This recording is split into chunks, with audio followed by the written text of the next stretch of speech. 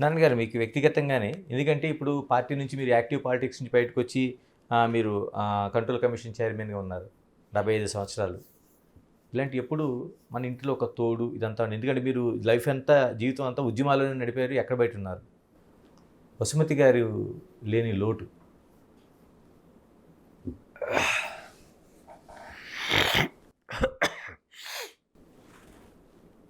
దాన్ని తెలిసిన ఎవరిలో కాదు.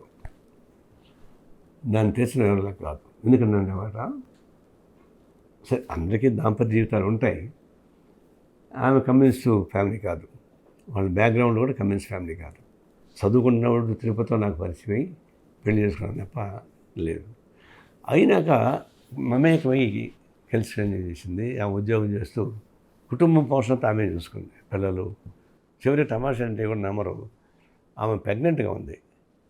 తెల్లవారుజాము 3 గంటలకు నాకు టెలిగ్రామ్ వచ్చింది. పొంగనూరులో కమ్యూనిస్ట్ పార్టీ నాయకుడిని కొట్టేశారు, చావు బతుకుండా అని చెప్పి.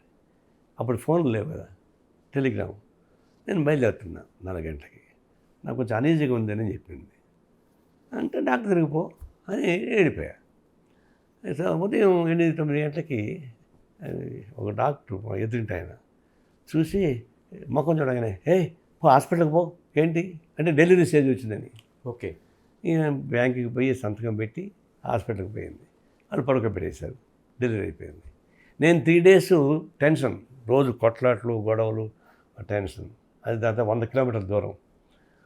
3వ రోజు పొద్దున ఇంటికి వచ్చి తల్లు తీస్తే మంచం పైన చిన్న బిడ్డ పడుకోవాలి. ఎవరు ఇది అన్న. నాకు స్పృహ లేదు. ఏంది ఇంట్లో మా ఆవిడ వచ్చింది. అరే తప్పు జరిగిపోయిందా అని ఇక పోయి మంచం మీద కూర్చుంది. నా పక్కనే మా ఆవిడ కూర్చుంది. మా అమ్మ వచ్చింది.